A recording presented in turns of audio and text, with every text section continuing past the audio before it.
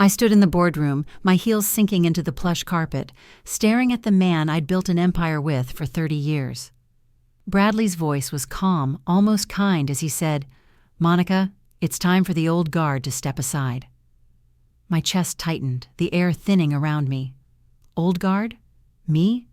The woman who'd carried his company through recessions, scandals, and sleepless nights? And then he gestured to her, Chloe, his 27-year-old niece, grinning like she'd already won. I wanted to scream, to shatter the glass table between us, but I didn't. I stayed quiet, but not because I had no choice. I was waiting. Welcome to the Betrayal Revenge channel, where stories come alive through voices you've never heard, told this way before. Buckle up for a tale of betrayal, cunning, and justice, delivered with the strength of those who refuse to break. It all began 3 months ago, on a gray Chicago morning that smelled of rain and coffee. I walked into the Garrison Group's headquarters, my briefcase heavy with proposals for the next quarter. 30 years as COO, and I'd earned every wrinkle, every late night, every victory. Bradley and I had started this company in a cramped office with flickering lights and dreams too big for our budget. Now we were Chicago's top construction firm, with contracts that shaped the city's skyline. I wasn't just good at my job, I was the backbone. That morning, I'd been called to a board meeting. Nothing unusual, except for the faint hum of unease in my gut. Something felt off. The elevator ride to the 42nd floor was silent, the mirrored walls reflecting my tailored blazer, my silver-streaked hair pulled into a sleek bun. I looked like power. I felt like power. But as the doors slid open, the air shifted. It was too quiet. The boardroom was a cathedral of glass and steel, sunlight slicing through the floor-to-ceiling windows. Bradley sat at the head of the table, his gray suit crisp, his smile too polished. Around him, the board members, men and women I'd worked with for decades, avoided my eyes. Chloe was there too, perched at Bradley's right, her red lipstick bright against her pale skin. She was new, barely 6 months in, hired as a consultant despite her degree in communications and 0 experience in construction. I'd thought she was just a nepotism hire, a harmless favor. I was wrong. I took my seat, the leather chair creaking under me. "Good morning," I said, my voice steady despite the prickle at the back of my neck. Bradley leaned forward, his fingers steepled. "Monica, we've got big news today, a restructuring." My heart skipped. Restructuring? I'd been expecting a promotion to vice president, a title I'd earned 10 times over. I leaned in, ready for the announcement. But then he said it. "We're moving you to a less demanding role, advisory, effective immediately." The words hit like a slap, sharp and cold. Advisory? A desk job with no power, no influence. A demotion. My pulse roared in my ears, but I kept my face still, my hands folded.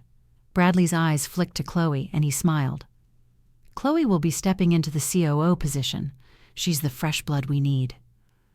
Fresh blood. The phrase echoed, bitter as the coffee I'd sipped that morning. Chloe, with her Instagram-perfect smile and her LinkedIn profile full of buzzwords, was replacing me? I glanced at her and she met my gaze, her eyes gleaming with something like triumph. The board members shifted in their seats, their silence louder than any protest. Not one of them spoke up. Not one. I wanted to laugh, to call it a joke, but the truth was sinking in, heavy as the Chicago wind outside. Bradley wasn't just demoting me, he was erasing me. "Why?" I asked, my voice low, cutting through the room. Bradley's smile didn't waver. "Monica, you've done great work. But the industry's changing. We need agility, youth. Chloe's got the vision to take us forward." Vision? I'd seen Chloe's vision. A glossy presentation with no numbers, no timelines, just hashtags and vague promises of innovation. I'd fixed her mistakes quietly, for months. And now she was my replacement? My nails dug into my palms, but I didn't flinch. "I see," I said, my tone ice cold. "And the board agrees?" Silence. Heads bowed, eyes on the table. Cowards. Bradley clapped his hands, breaking the tension. "Let's move on. Chloe, Why don't you share your plans?" She stood, her heels clicking, and launched into a speech about disrupting the industry. I didn't hear a word. My mind was racing, replaying every late night, every contract I'd won, every crisis I'd solved. 30 years and this was my reward? A pat on the head and a push out the door? The meeting ended and the board filed out, their murmurs fading down the hall. I stayed, staring at the skyline through the glass. Bradley approached, his voice softer now, almost paternal. "Monica, you'll be fine. Think of this as a chance to slow down. Enjoy life." I turned, meeting his gaze. His eyes were hard, despite the smile. "You're making a mistake," I said quietly. He chuckled, patting my shoulder. "You'll see. This is for the best." I didn't respond. I gathered my papers, my movements deliberate, and walked to my office. The hallway felt longer, the fluorescent lights harsher. My assistant Jane was waiting, her face pale. "Monica, I'm so sorry." Her voice cracked, but I raised a hand. "Not now, Jane." I couldn't handle pity. Not yet. In my office, I closed the door and stood still, the weight of it all pressing down. The mahogany desk, the awards on the wall, the view of Lake Michigan. They felt like relics of someone else's life. I started packing, my hands steady but my mind a storm. Every file I stacked, every pen I dropped into my bag felt like a small betrayal. This company was mine as much as Bradley's, and he'd taken it. Then my phone pinged. An email marked urgent from Chloe, the subject line, "Transition Notes." I opened it, expecting a generic handover request. Instead, it was a forwarded thread, clearly sent by mistake. The original message was from Chloe to a friend, time-stamped an hour ago. "Can you believe it?" she'd written. "The Relic and Heels is out, and I'm in. COO at 27. This place is mine now." My blood boiled, the words searing into me. Relic and Heels? I read it again, my grip tightening on the phone. She thought this was a game. She thought I was finished. I sat down, the leather chair creaking, and stared at the email. The rage was there, hot and sharp, but something colder was growing beneath it. A plan. A spark. Chloe thought she'd won. Bradley thought he'd buried me. But they didn't know me. Not really. I forwarded the email to my personal account, deleted it from my inbox, and stood. My heels clicked on the hardwood as I left the office, my head high, my eyes burning. The rain hadn't stopped, hammering my apartment windows like it wanted to break through. I sat there, Chloe's email still burning in my mind. Relic and Heels. The words looped, each one a jab to my pride. I'd built Garrison Group from nothing, and now I was out, replaced by a girl who couldn't read a blueprint. My phone buzzed. Aiden, my son, texting. "Mom, you okay?" I typed back, "Fine," but my hands shook. Fine? I was anything but. The world I'd known was crumbling, and I was falling with it. Could I start over at 58, or was I too broken to climb back up? It was a week later, and Chicago's streets were slick with autumn rain. I stood outside my old office building, the Garrison Group logo gleaming above the entrance. My keycard no longer worked, a fact I discovered when the security guard, someone I'd known for a decade, gave me a pitying look and said, "Sorry, Miss Reyes, orders." I turned away, the wind biting my face, and hailed a cab. The city felt different now, sharper, like it was watching me fail. The headlines didn't help. Garrison Group welcomes new COO, a bold step toward innovation, one article crowed. Chloe's smiling face plastered across the page. Innovation? I'd seen her innovative ideas, vague social media campaigns that cost more than they earned. Another article called her the CEO of the future, while I was reduced to a footnote. Monica Reyes, former COO, transitions to advisory role. Transitions. A polite lie. The business journals buzzed, but my phone stayed silent. Clients I'd worked with for years, people I'd dined with, negotiated with, saved from financial ruin, they didn't call, not one. I tried to keep busy, sorting files at home, reorganizing my closet, anything to avoid the void. But the quiet was deafening. My apartment, once a sanctuary, felt like a cage. The polished hardwood floors, the view of the Chicago River, they mocked me, reminders of a life I'd earned and lost. I caught myself staring at my reflection in the window, my silver hair loose, my eyes hollow. Who was I without my title, without my purpose? Aiden called again, his voice bright despite the late hour. "Mom, come see me tomorrow. I've got something to show you." I hesitated.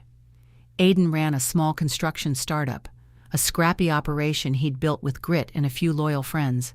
I'd always been proud, but joining him felt like admitting defeat. Still, I agreed. I had nowhere else to go. The next morning, I took the L train to Pilsen, where Aiden's office sat above a taqueria, the air thick with the scent of grilled onions and cumin. The building was old, its brick facade chipped, the stairs creaking under my weight. Inside, the office was chaos, mismatched desks, blueprints pinned to the walls, a coffee maker gurgling in the corner. Aiden greeted me with a hug, his flannel shirt smelling faintly of sawdust. "Welcome to the jungle," he grinned, gesturing to the room. It was nothing like Garrison Group's sleek headquarters. No glass walls, no designer furniture, just a handful of 20-somethings typing furiously or arguing over plans. Aiden led me to a small desk by the window, already cleared for me. "This is yours if you want it," he said, his eyes searching mine. I forced a smile, but my stomach churned. This wasn't my world. I was used to boardrooms, not startups. I was used to leading, not this.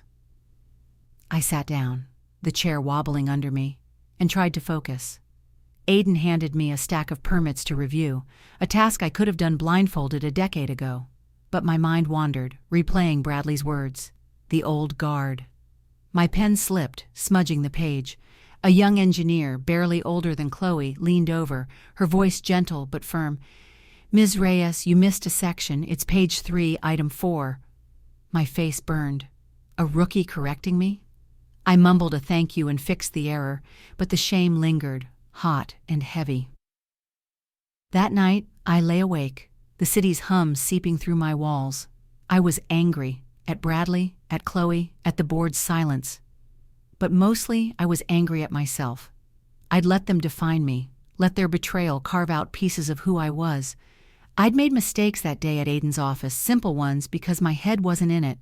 I felt like a fraud, a shadow of the woman who'd once commanded rooms. Starting over at 58 meant rebuilding more than a career. It meant rebuilding me. Could I afford to lose that much of myself? The next day, I returned to Aiden's office, determined to prove I wasn't done. But the work was humbling. I fumbled through software I hadn't used in years, my fingers clumsy on the keyboard. The team was kind, but their quick banter, their ease with tech, made me feel like a relic. I overheard one of them whisper to Aiden, "She's a legend, but is she up for this?" The words stung, echoing Chloe's email. I wanted to snap, to tell them I'd forgotten more about this industry than they'd ever learn, but I didn't. I kept my head down, my jaw tight, and worked. Aiden noticed. At the end of the week, he found me outside, sitting on a bench near the taqueria, the neon sign flickering above. "You're trying too hard to be perfect," he said, sitting beside me.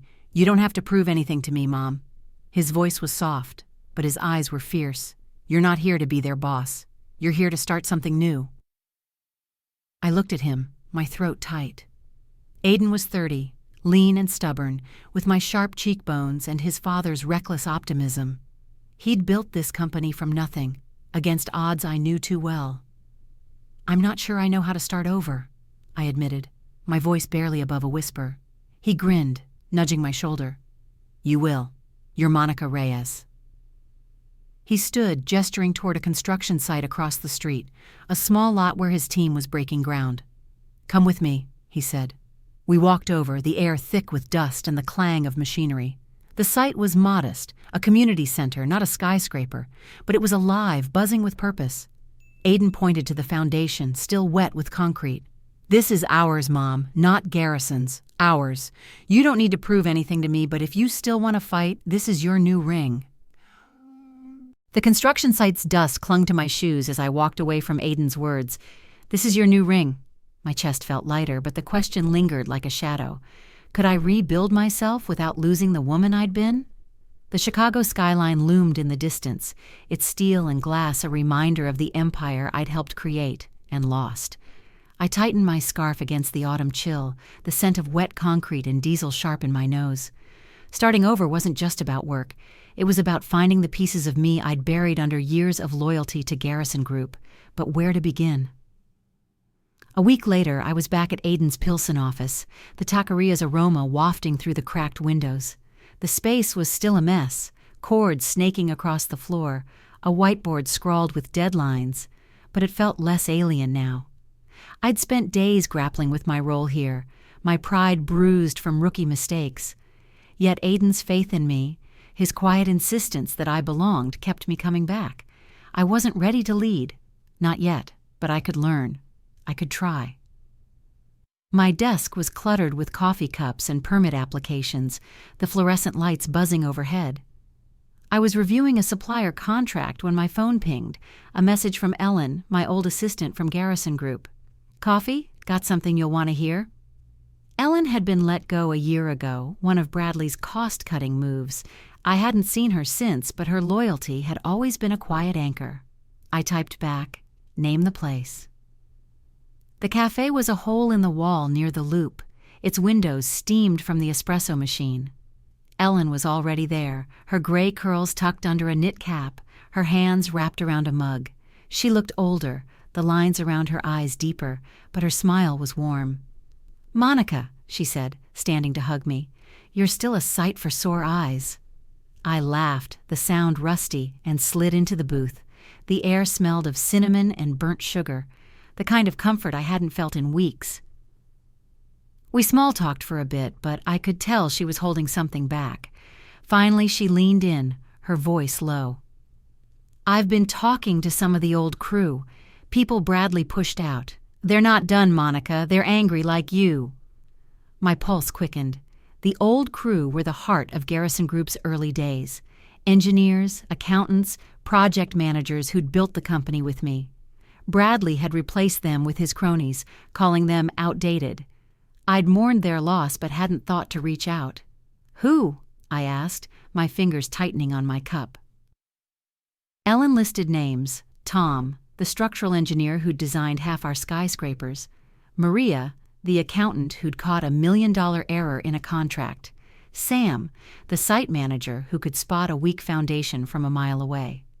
"They're scattered," Ellen said, "but they'd come back for you, for something real." Her words hit like a spark. A team, my team, not Garrison's, not Bradley's, mine. I sat back, the vinyl booth creaking. The idea was reckless, impossible. We were cast-offs, all of us, too old, too stubborn, too betrayed. But as I sipped my coffee, its bitterness grounding me, I felt a flicker of hope. Loyalty wasn't just a weakness, it was a currency. Could it be enough to start again? Over the next few days, I tracked them down. Tom was in a suburb, tinkering in his garage, his hands still stained with grease. Maria was freelancing, her dining table buried under spreadsheets. Sam was driving for a rideshare app, his laugh unchanged despite the years. Each meeting was a reunion, a collision of memories and wounds. We talked over diner coffee, in park benches under dying trees, in living rooms cluttered with kids' toys. They were hesitant at first, their trust battered by Bradley's betrayal. But when I spoke of Aiden's startup, of a chance to build something new, their eyes lit up. They weren't done. Neither was I. Back at Aiden's office, we carved out a corner for our war room. The space was cramped, the air thick with the scent of ink and old wood. We dragged in a folding table, pinned blueprints to the walls, and set up a second-hand laptop that hummed like it was on its last legs. Ellen took charge of logistics, her notepad already filled with contacts. Tom sketched designs, his pencil moving with the precision I remembered. Maria crunched numbers, her glasses slipping down her nose. Sam mapped out workflows, his voice steady as he assigned tasks. Aiden watched, half amused, half awed.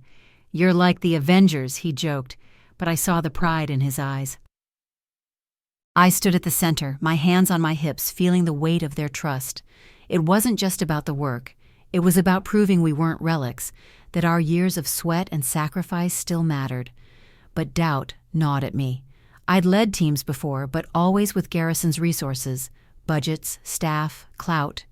Here we had nothing but grit and a shared grudge. My fingers brushed the edge of a blueprint, the paper rough under my skin. I remembered the early days with Bradley, the late nights fueled by cheap pizza and ambition. We'd been unstoppable then. Could we be again?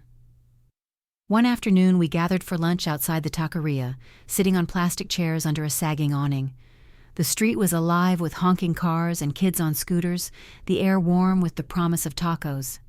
Ellen passed around a thermos of coffee, her smile sly. "Heard Bradley's latest move," she said, her voice dripping with mischief. "Chloe's pushing a rebrand. New logo, new slogan, costing a fortune." Tom snorted, his fork pausing over his plate. "She's spending money we don't have on a logo? That's her plan?" Maria shook her head, her lips tight. "She's a child playing dress-up." I listened, my taco untouched, the heat of the salsa lingering on my tongue. Chloe's recklessness was a gift, a crack in Garrison's armor. But we couldn't rely on their mistakes. We had to be better, smarter, sharper, undeniable. "No distractions," I said, my voice cutting through their chatter. "We're not here to gloat. We're here to win. Quality, not tricks." They nodded, their faces serious. For the first time I felt it. We were a unit, bound not just by anger but by purpose. That evening I stayed late, the office quiet except for the hum of the radiator. Aiden was gone, the team dispersed, but I couldn't leave.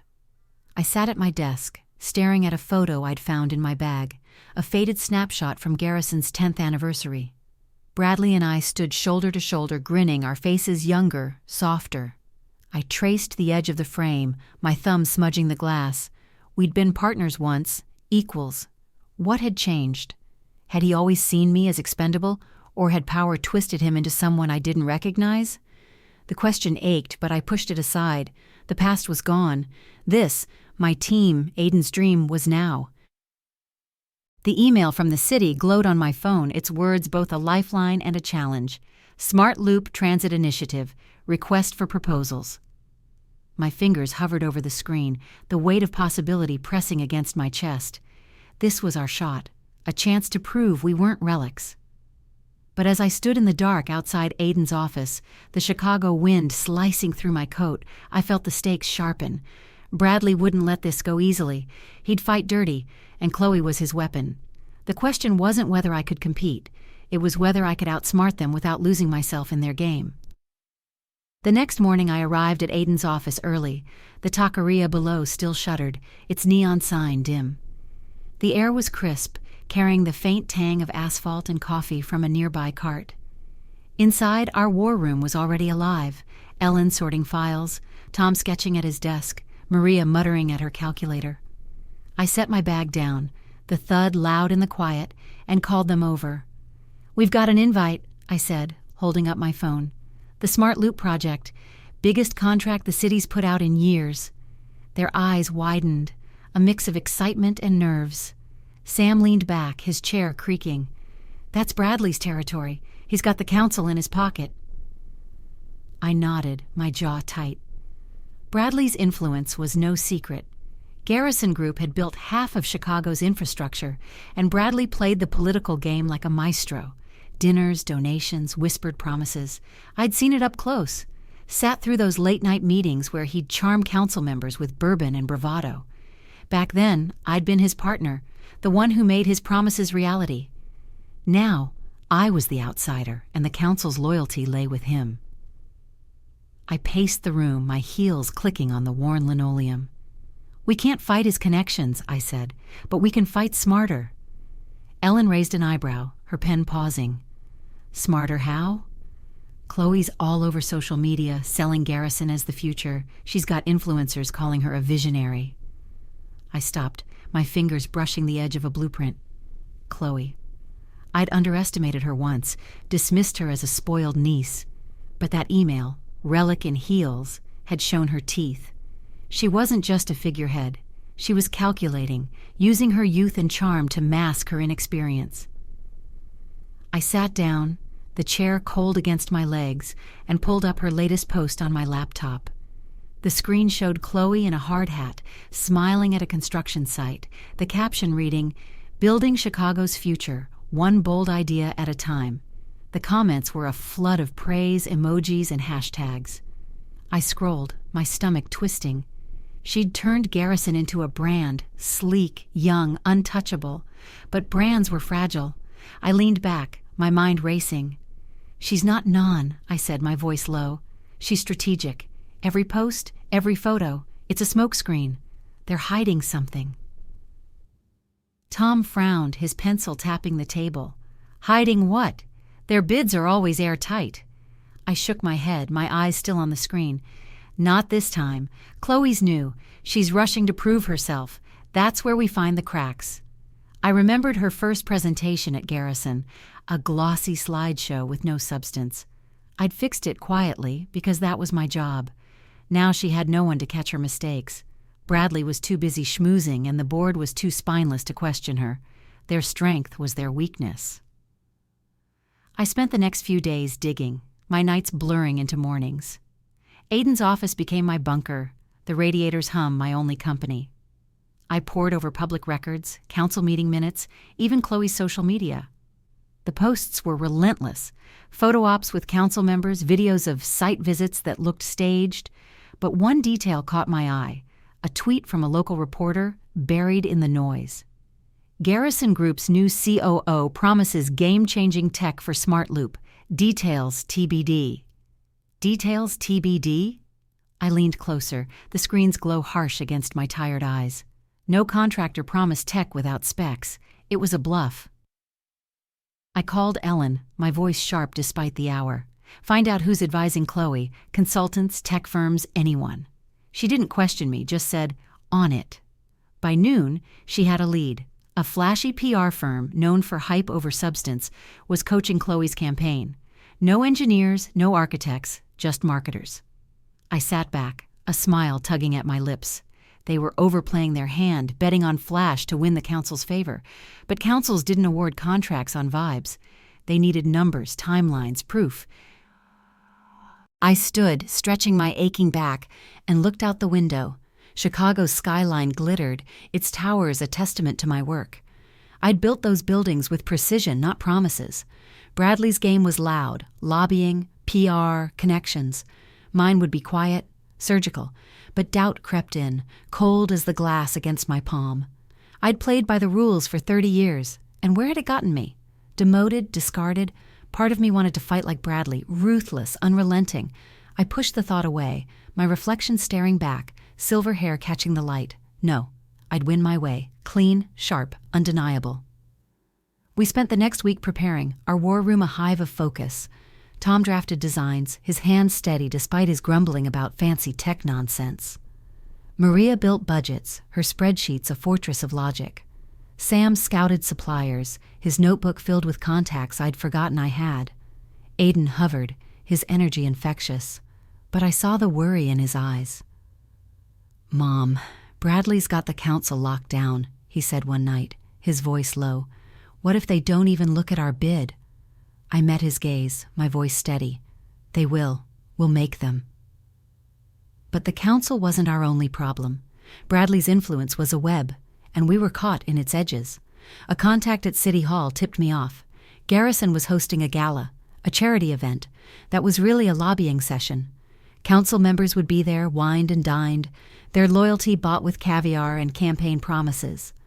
I pictured Bradley, his smile slick as oil, toasting to Chicago's future, while Chloe worked the room, her laugh bright and calculated.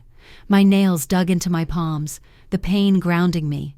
We couldn't match their budget or their charm. We were the underdogs, and they knew it. I walked to the taqueria, needing air, the street alive with honking cabs and flickering streetlights. The scent of grilled corn and lime filled my lungs, a fleeting comfort. I sat on a bench, my coat bunched under me, and let my mind drift. I remembered a moment from years ago, a late night at Garrison when Bradley and I had lost a major bid. I'd been furious, ready to fight, but he'd laughed, pouring me a whiskey. "Sometimes, Monica, you don't swing. You wait." I'd hated his calm then, but now I understood. Fighting head-on was Bradley's game. Waiting, watching, planning was mine. Back at the office, I made my decision. "We're not going head-to-head," I told the team, their faces a mix of confusion and trust. "Bradley expects us to come out swinging, to challenge his bid directly. We won't. We'll play the long game." Ellen tilted her head, her pen poised.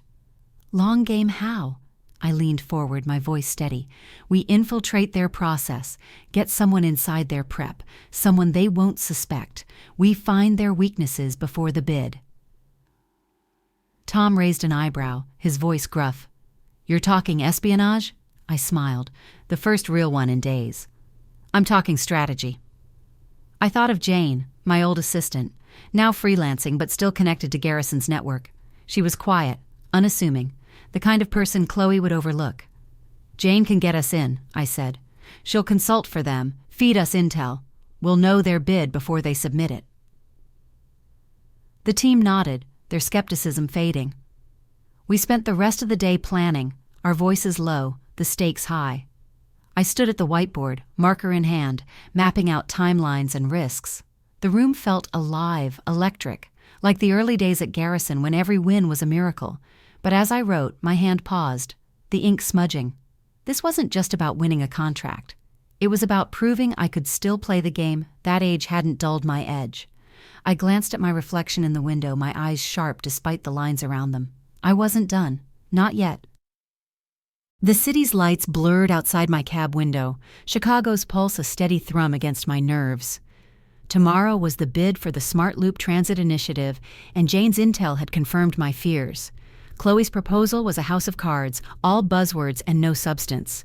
But knowing their weakness wasn't enough.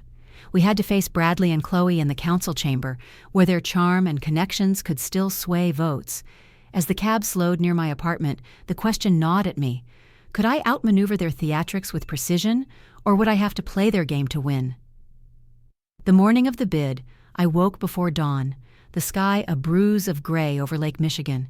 My apartment was silent, the air heavy with the scent of coffee and lavender from a candle I'd lit to calm my nerves. I stood before my mirror, smoothing my navy blazer, my silver hair pulled into a tight chignon. The woman staring back was composed, sharp, but her eyes betrayed a flicker of doubt.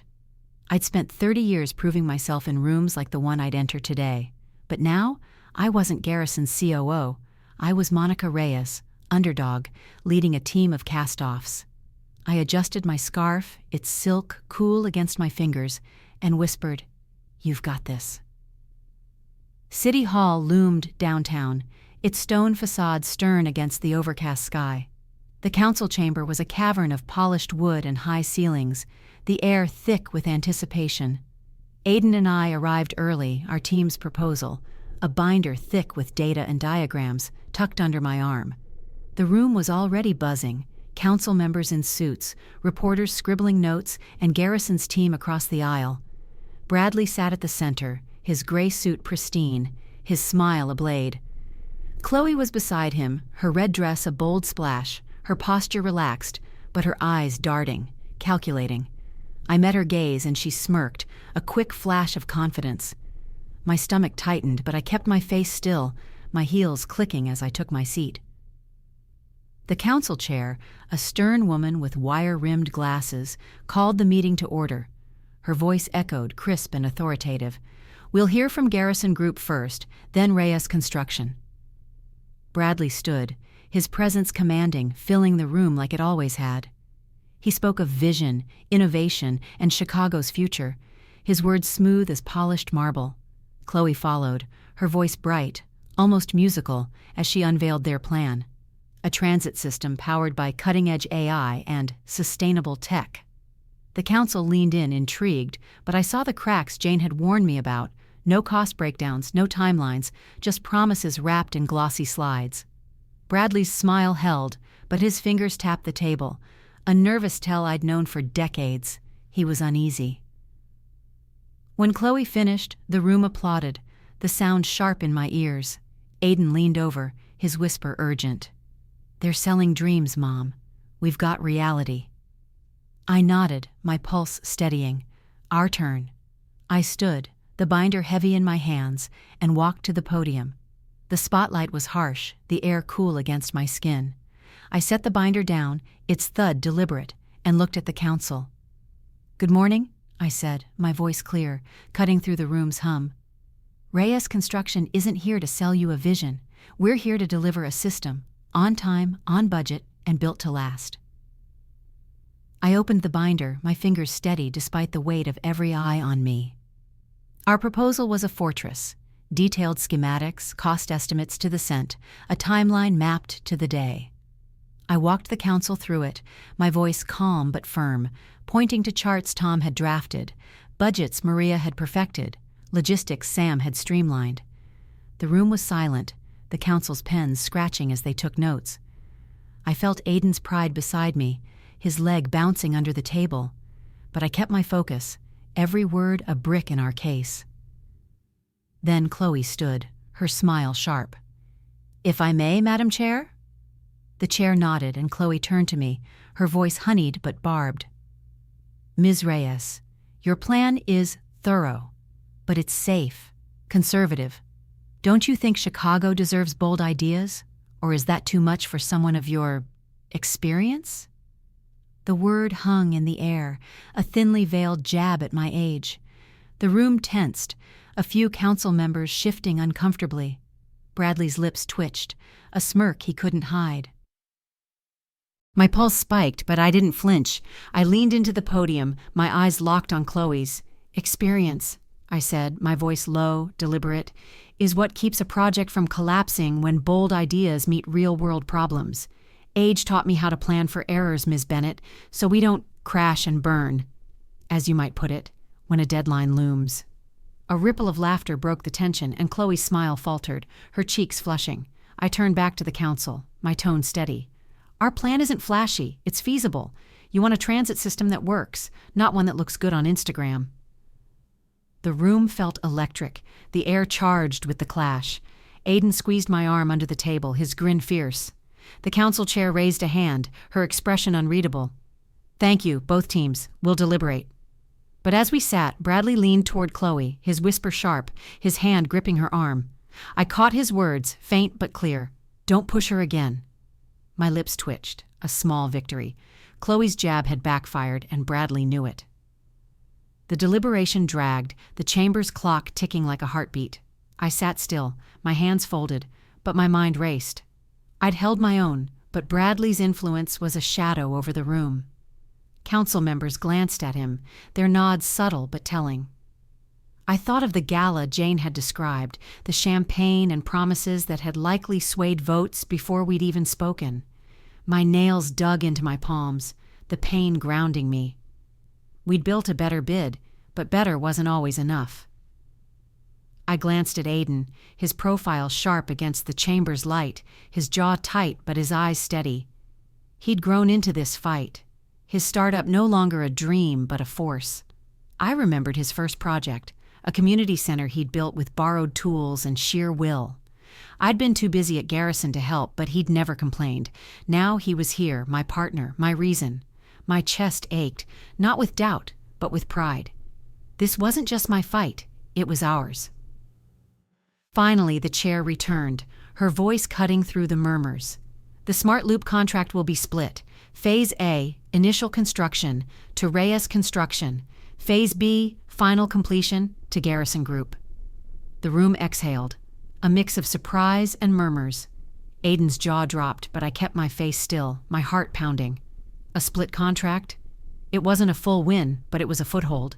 We'd gotten half the project, a chance to prove ourselves. Bradley's smile was tight, his eyes cold as he clapped politely. Chloe's face was a mask, her lips pressed thin. As the chamber cleared, Aiden grabbed my hand, his voice low. "We did it, Mom. We're in."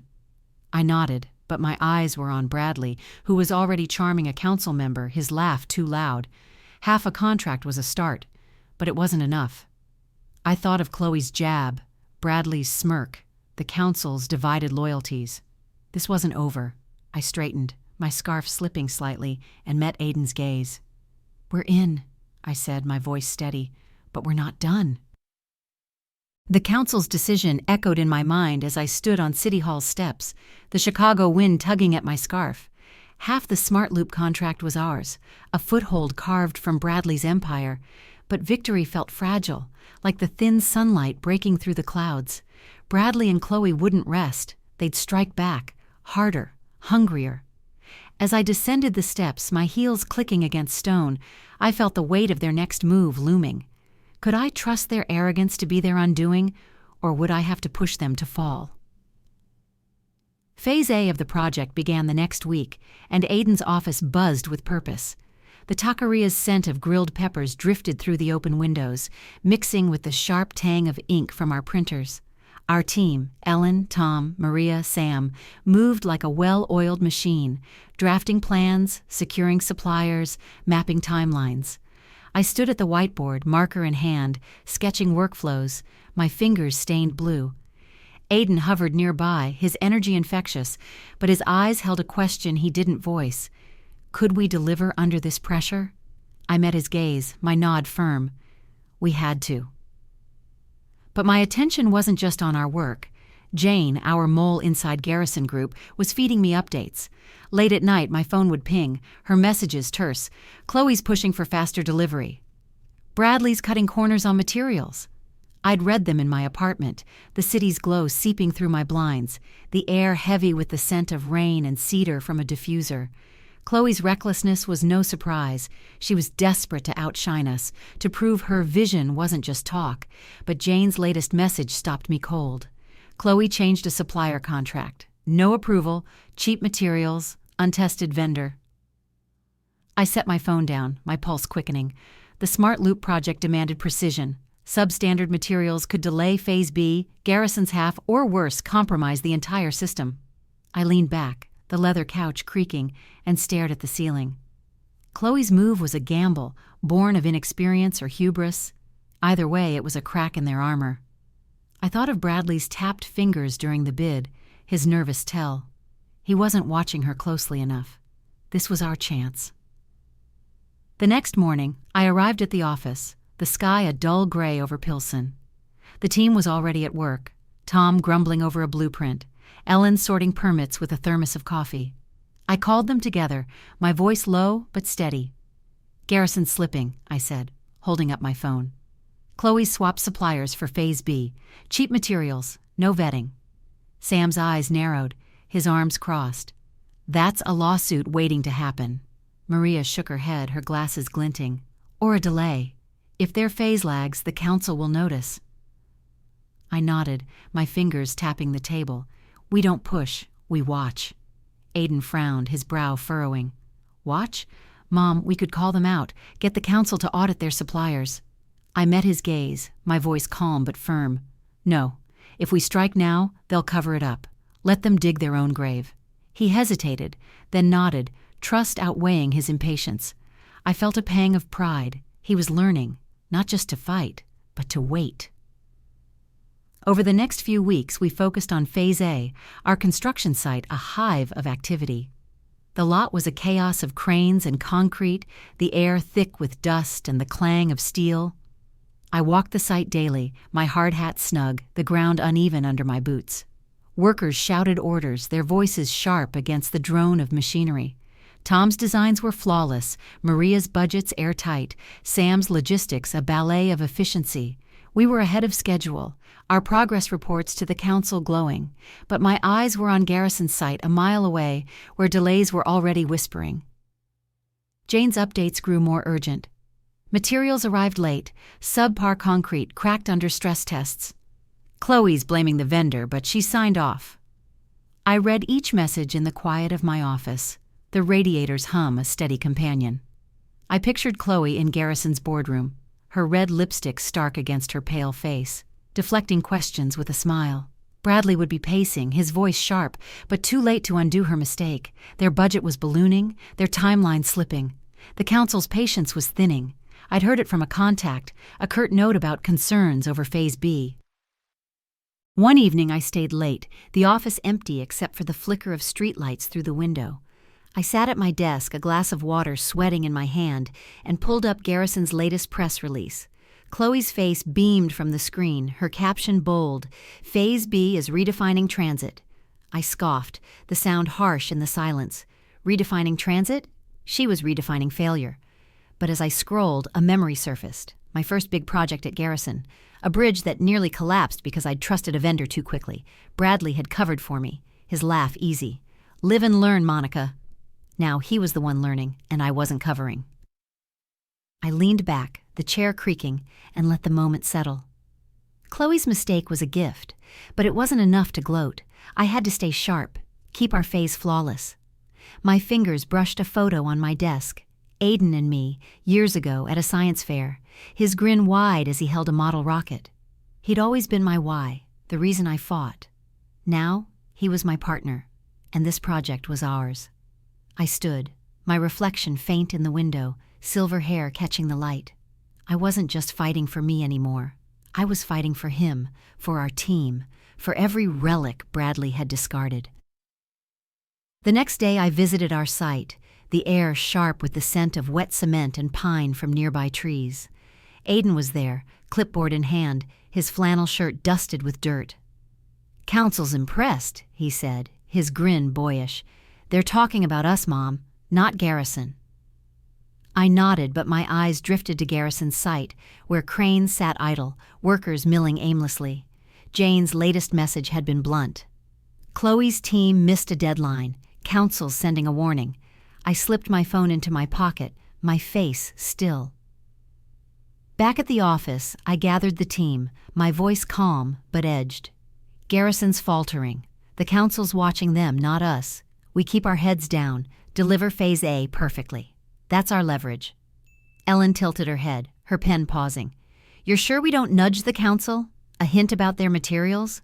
I shook my head, my lips a thin line. "No, we don't need to swing. They're already falling." The council's warning letter to Garrison Group sat open on my laptop, its words a quiet victory. Address delays or risk contract review.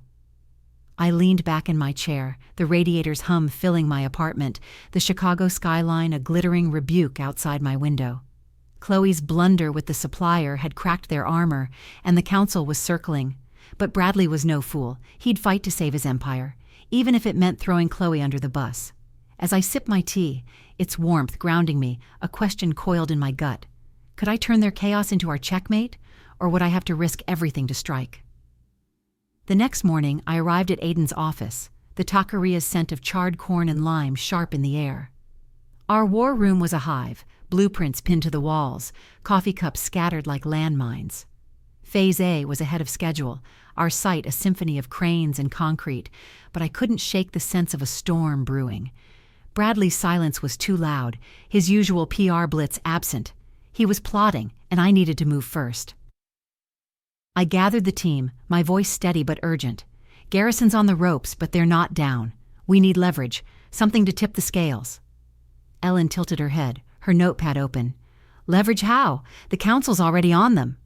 I paced, my heels clicking on the linoleum, my fingers brushing a stack of permits.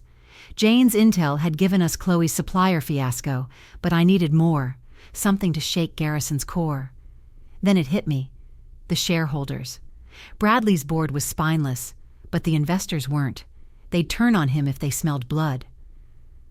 I sat down, my chair creaking, and pulled up Garrison's financials, public records I'd combed through for weeks. The numbers were grim. Chloe's rebrand had bled cash, and Phase B's delays were inflating costs.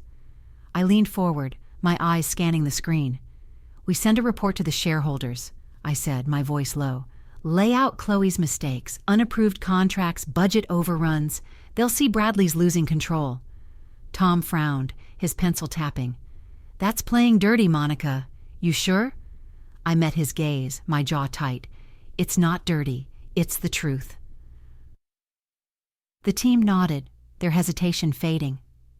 We spent the day drafting the report, Maria's spreadsheets a scalpel, Ellen's contacts a map to the shareholders' inboxes. I wrote the cover letter myself, my words sharp but professional. Garrison Group's leadership has compromised its legacy. Phase B's failures are not accidents, they are decisions. As I hit send, my pulse raced, the laptop's glow harsh against my eyes. This wasn't just a report, it was a gauntlet thrown at Bradley's feet. But I wasn't done. I needed a second front, something to tighten the noose.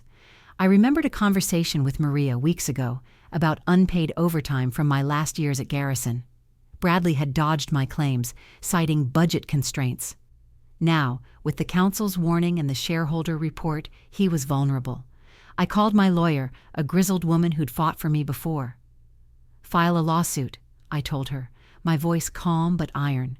"Back pay, bonuses, everything they owe me. Hit them now." She chuckled, her voice raspy. "You're playing hardball, Monica. I like it." The lawsuit was a calculated jab, public, humiliating, and perfectly legal. I pictured Bradley in his corner office, his face darkening as the news hit. But my mind drifted to Celeste, his wife, the silent power behind Garrison's shares. Jane had mentioned her recently, a passing note about Celeste's frustration with Bradley's distractions. I'd always respected Celeste, cold, strategic, a woman who played the long game. If I could turn her, Garrison would crumble from within. I arranged a meeting through a mutual contact, choosing a quiet cafe in the Loop, its windows fogged with steam. The air smelled of espresso and vanilla, the kind of place where secrets were traded over scones. Celeste arrived precisely on time, her tailored black coat a stark contrast to her silver hair. She sat across from me, her posture rigid, her eyes assessing. "Monica," she said, her voice smooth but guarded. "This is unexpected," I smiled, folding my hands. "I don't waste time, Celeste. You know that." I slid a folder across the table, its contents a mirror of the shareholder report. Chloe's supplier debacle, Phase B's delays, Bradley's unchecked spending. Celeste's eyes flicked to it, but she didn't open it. "You're stirring trouble," she said, her tone neutral. I leaned forward, my voice low. "I'm exposing it. Bradley's running your legacy into the ground. Chloe's a liability, and you know it." She sipped her tea, the porcelain clinking softly, her expression unreadable. "And what do you want? My shares?" I shook my head, my scarf slipping slightly. "I want you to act. You hold 30% of Garrison. Force Bradley to split his shares with you. Take control before the council pulls the contract." Her eyes narrowed, a flicker of interest breaking her calm. "You're bold," she said. "But why should I trust you?" I met her gaze, my voice steady. "Because I'm not Bradley. I don't play games with what I've built." Celeste leaned back, her fingers tapping the folder. I saw the wheels turning. She was weighing her options, her loyalty to Bradley against her instinct to protect her son, Kevin, Garrison's heir. I pressed, my voice softer now. "You've seen Chloe's spending. Jane found receipts, company funds for influencer trips, spa days. It's not just sloppy. It's theft." Celeste's lips tightened, a crack in her armor. "Show me," she said, her voice sharp. I handed her my phone, the screen showing Jane's screenshots. Invoices, emails, Chloe's careless paper trail. Celeste scrolled, her face still but her eyes hardening. I remembered her at Garrison's early galas, always poised, always watching. She'd built this company with us, then stepped back for Bradley's ego. Now her silence was a weapon. She handed the phone back, her voice low. "I'll handle it." She stood, her coat rustling, and left without another word. I exhaled, the cafe's warmth suddenly stifling. I'd planted the seed, but would it grow? Back at the office, Aiden was waiting, his flannel shirt dusted with site dirt. "Mom, the lawsuit's public. Twitter's exploding." I checked my phone, my heart racing. Hashtags, trending, alongside clips of Chloe's flashy posts. The shareholders were rattled, their emails flooding my inbox, demanding answers. Jane texted, "Celeste met Bradley. She's pushing for a share split." I smiled, small but fierce. The dominoes were falling. The rain had stopped, leaving Chicago's streets slick and reflective under the streetlights. I stood in my apartment, the city's glow filtering through my blinds, Celeste's words echoing in my mind. "I'll handle it." Her promise was a spark, but it came with a shadow. Aligning with her meant trusting a woman who'd stood by Bradley for decades, who'd built Garrison's empire as much as I had. My fingers traced the edge of a wine glass, its surface cool, the Merlot untouched. The lawsuit was public, the shareholders were rattled, and Chloe's mistakes were bleeding Garrison dry. But as I stared at the skyline, a question tightened my chest. Could I make a deal with Celeste without compromising the justice I'd fought for?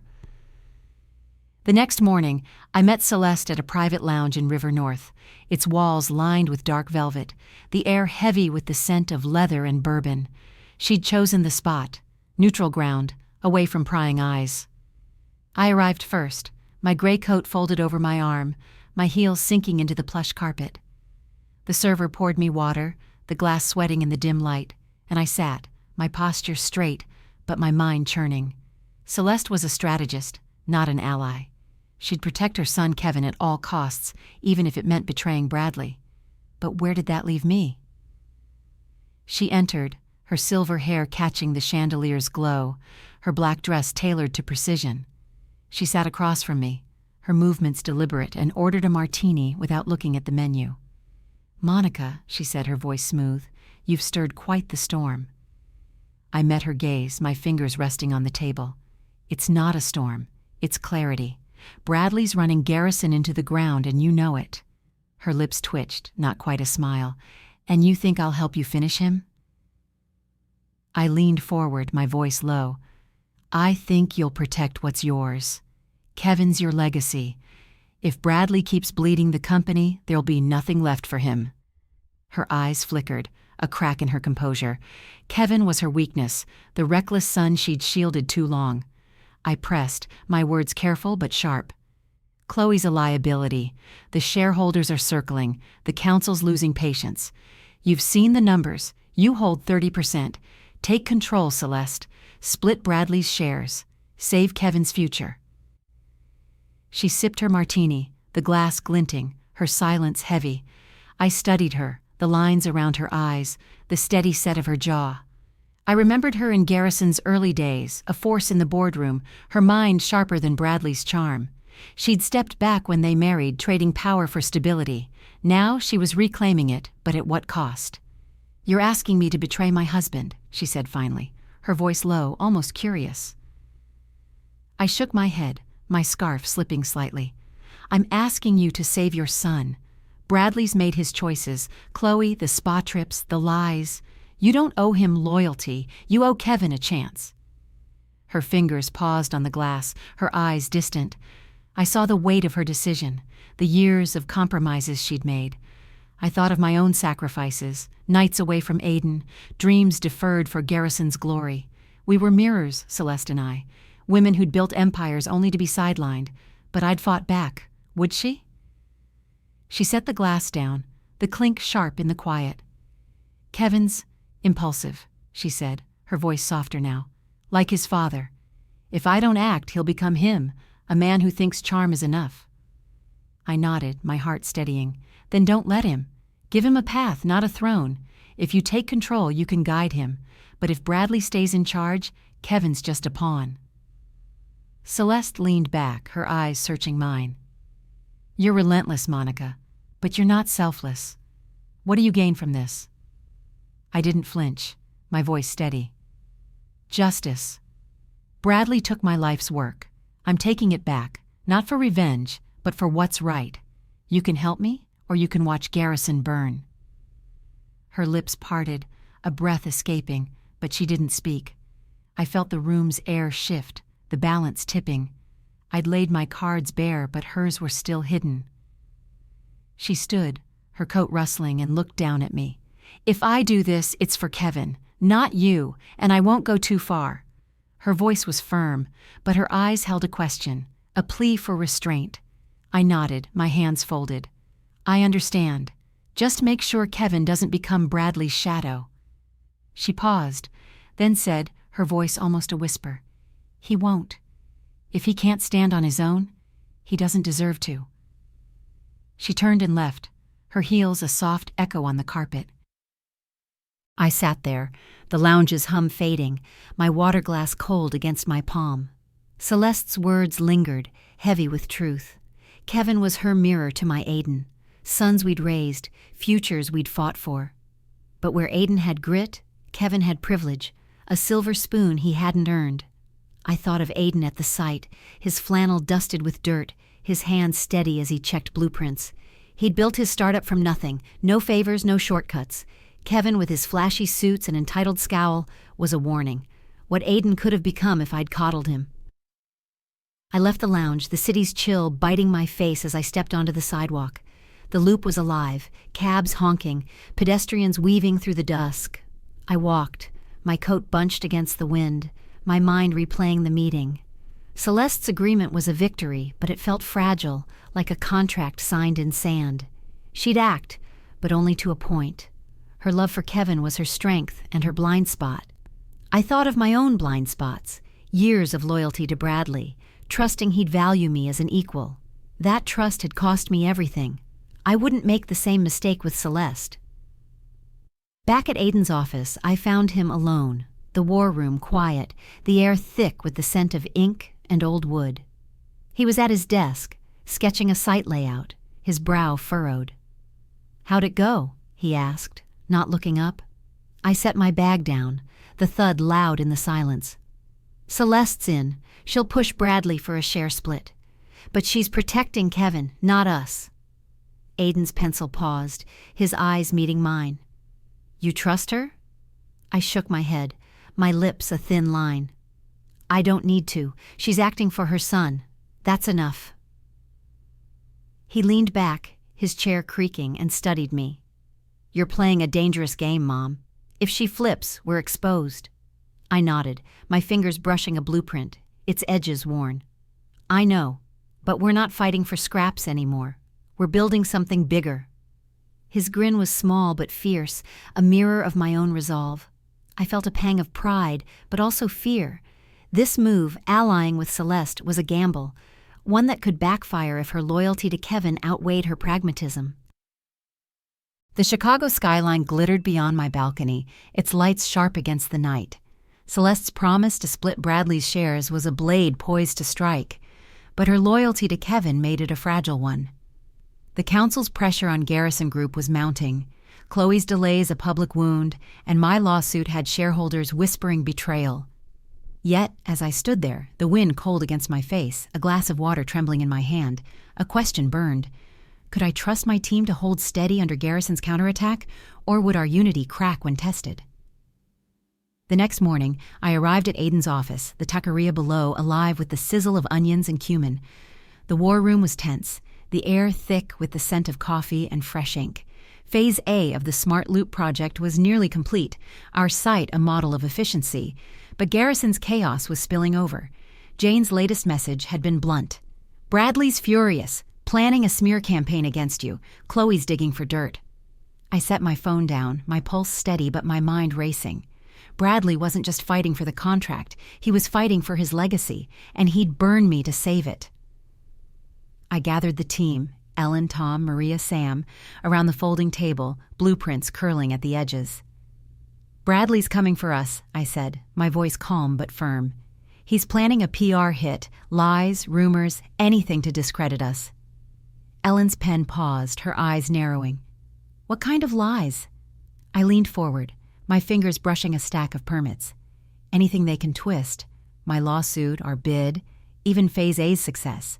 They'll say we're cutting corners, that I'm a disgruntled has-been. Tom snorted, his arms crossed. "Let them try. Our work's airtight." I nodded, but doubt gnawed at me. Bradley's charm was a weapon, and Chloe's social media machine could amplify any lie. I thought of her posts, glossy and relentless, painting Garrison as Chicago's savior. We were ahead, but one misstep could unravel everything. "We double-check everything," I said, my voice sharp. "Every bolt, every budget line, no cracks for them to exploit."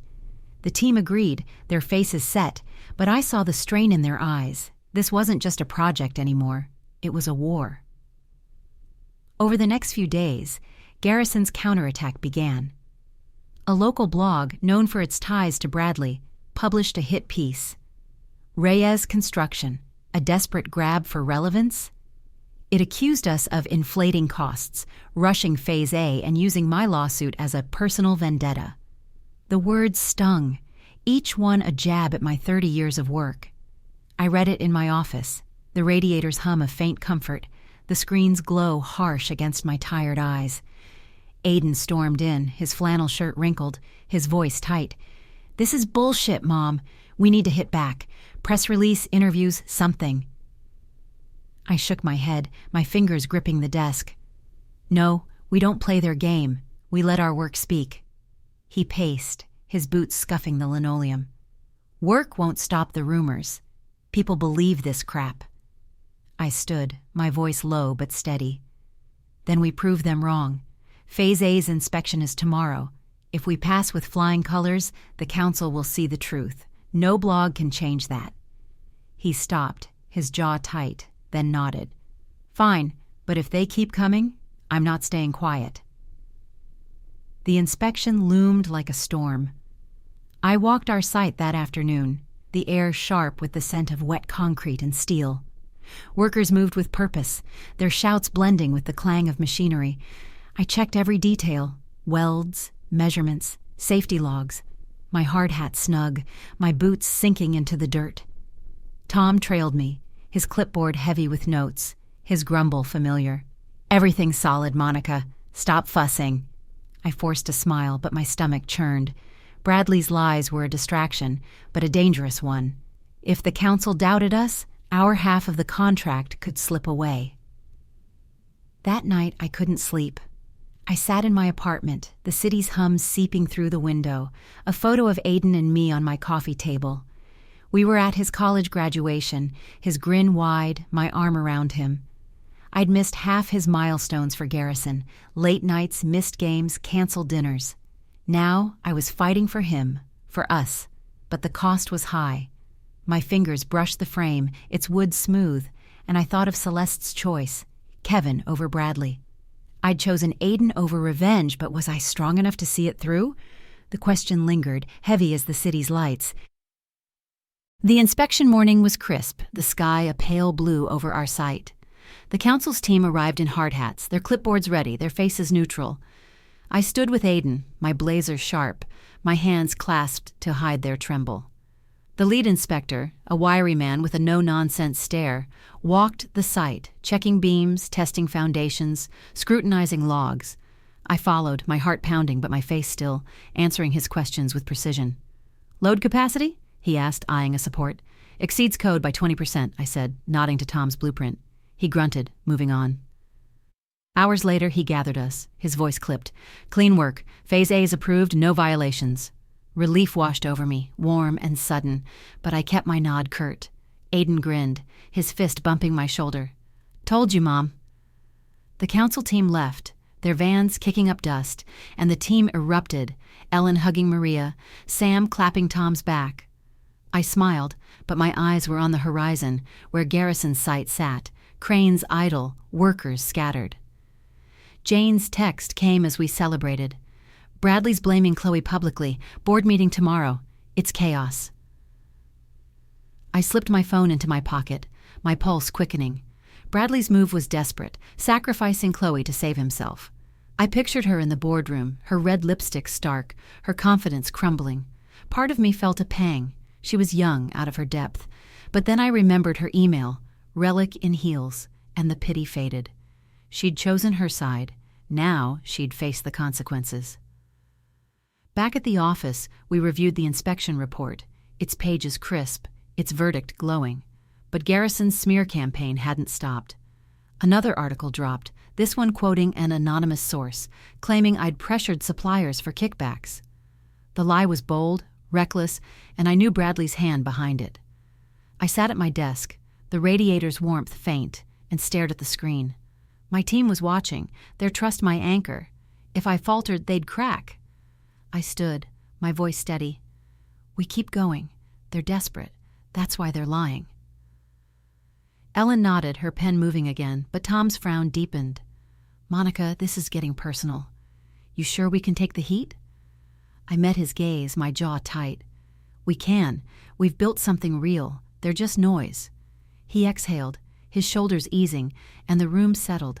But inside, I wasn't so sure. Bradley's lies were a test, not just of our work, but of my resolve.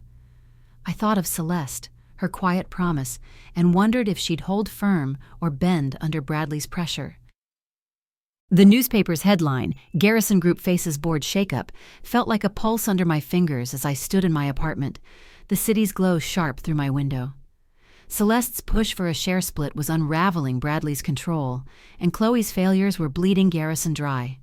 But Bradley's smear campaign was relentless, painting me as a traitor, a relic desperate for revenge. My team had held strong through the inspection, but the lies were eroding their trust, not in me, but in the fight itself. As I set the paper down, the glass table cold against my palm, a question gripped me. Could I seize this moment to topple Bradley's empire, or would I lose my team's heart in the process? The next morning, I arrived at Aiden's office, the taqueria's scent of grilled peppers and lime a faint comfort. The war room was quiet, the air heavy with the hum of the radiator and the weight of yesterday's news. Ellen was sorting files, her movements brisk but her eyes tired. Tom stared at a blueprint, his pencil still. Maria's calculator sat untouched, her glasses fogged from coffee steam. Sam leaned against the wall, his arms crossed, his jaw tight. They'd seen the latest article, another hit piece, this one claiming I'd sabotaged Garrison's suppliers years ago. The lie was absurd, but its venom lingered. I stood at the table, my blazer sharp, my voice steady. Bradley's desperate. These lies are his last gasp. We stay focused. Phase A's done, and the council's watching Garrison implode. Ellen looked up, her pen pausing. Monica, the shareholders are panicking. If Celeste doesn't act, Bradley could spin this back on us. I nodded, my fingers brushing a stack of permits. She's acting. Jane says the board meeting's today. Celeste is pushing for control. Tom grunted, his voice gruff. And if she fails, we're the ones taking the hits. His words stung, a crack in our unity. I met his gaze, my jaw tight. She won't fail, but we don't wait for her. We take the fight to Bradley. Aiden, who'd been silent, leaned forward, his flannel shirt dusted with sight dirt. How? Another report? A press conference? I shook my head, my mind racing. Reports were too slow, press conferences too loud. Bradley thrived on chaos. He'd twist our words, bury us in noise. No, this needed precision, a strike at his heart. I thought of the shareholders, their emails flooding my inbox, their faith in Bradley crumbling. They weren't just angry, they were scared, their wealth tied to Garrison's stock now plummeting. I'd sent the first report, exposing Chloe's mistakes, but it wasn't enough. They needed a leader, someone to rally behind. Not Celeste, whose motives were tied to Kevin. Me, the woman who'd built Garrison, who knew its soul. My pulse quickened, the idea both reckless and right. We go to the shareholders directly, I said, my voice low but firm. A meeting off the record. We show them the truth, Chloe's receipts, Bradley's cover-ups, the council's warnings. We give them a choice, back Celeste's takeover or lose everything. Maria's eyes widened, her fingers tapping. That's bold, Monica. If Bradley catches wind, he'll bury us. I smiled, small but fierce. Let him try. We move fast, before the board meeting ends. The team sprang into action, their doubt replaced by purpose. Ellen called her contacts, securing a private room at a downtown hotel. Maria compiled data, spreadsheets, emails, Jane's intel, into a presentation sharp enough to cut. Tom and Sam drafted talking points, their voices low but steady. Aiden watched me, his grin boyish but proud. You're going for the throat, Mom. I nodded, my scarf slipping slightly. Not the throat, the heart. The meeting was set for that evening, a risk we couldn't delay. I spent the day preparing, my apartment a war zone of notes and coffee cups. The air was thick with the scent of rain and cedar, the city's hum a steady pulse. I stood before my mirror, smoothing my black dress, its fabric cool against my skin. My silver hair was pulled back, my eyes sharp despite the lines around them. I thought of Bradley's smirk, Chloe's taunt. Relic in heels. Tonight I'd show them what a relic could do. The hotel room was stark, its walls beige, its windows shuttered against the city's glow. The shareholders arrived quietly, older men in suits, women with sharp eyes, a few younger faces, all wary.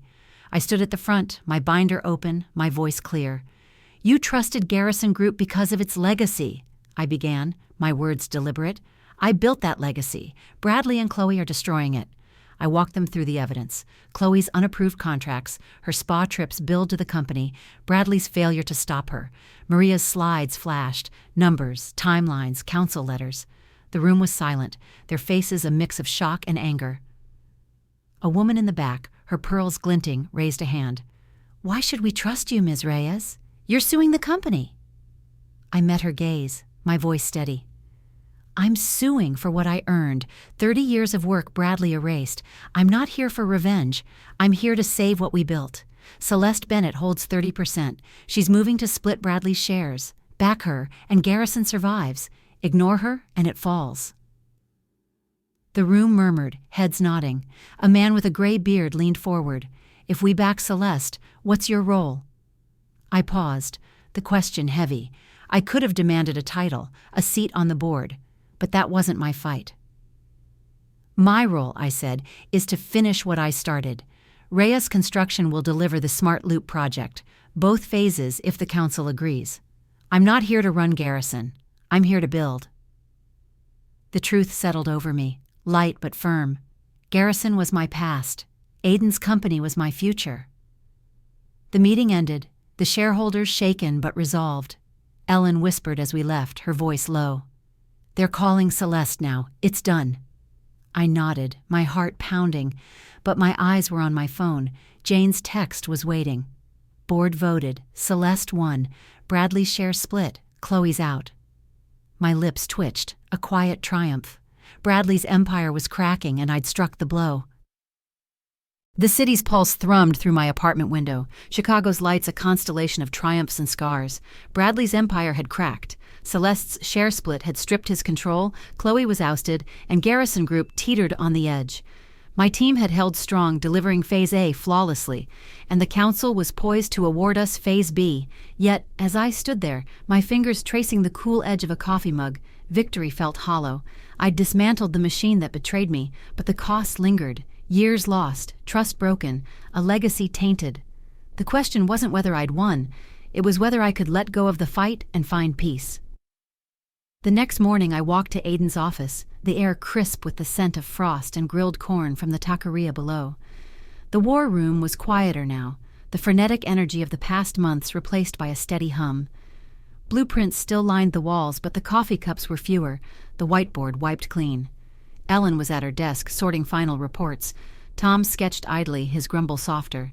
Maria's calculator clicked rhythmically, her glasses glinting. Sam leaned back, his boots propped on a chair, a rare smile tugging at his lips. We'd done the impossible, outmaneuvered Garrison, won the council's trust, and reclaimed our place. But their eyes held a question they didn't voice. What now?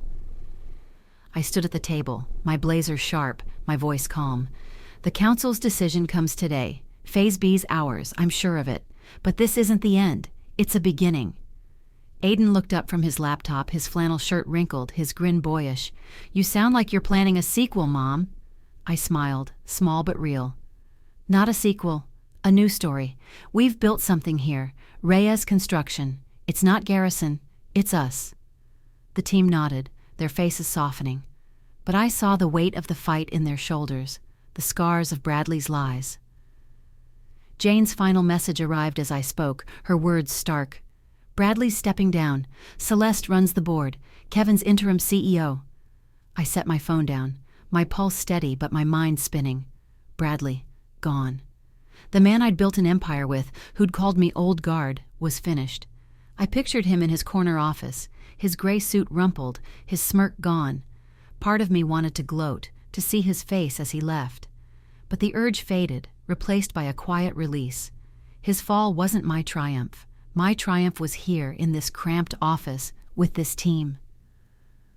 The council's call came at noon, the speakerphone crackling in the war room.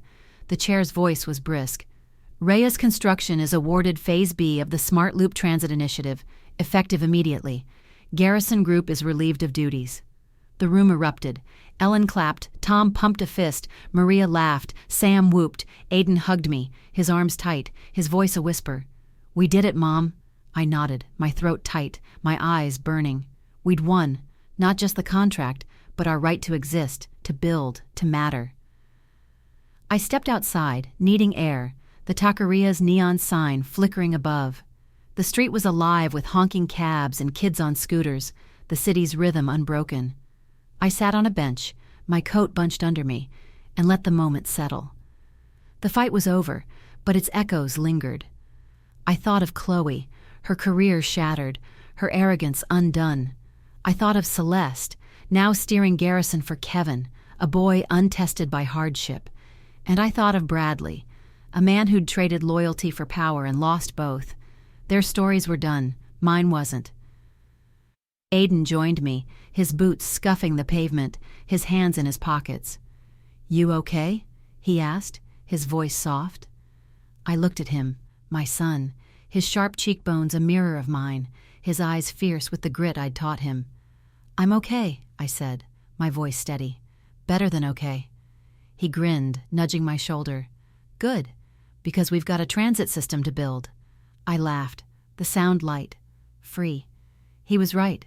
The smart loop was ours, a chance to shape Chicago's future, not just reclaim its past. That evening, I returned to my apartment, the city's hum a steady pulse.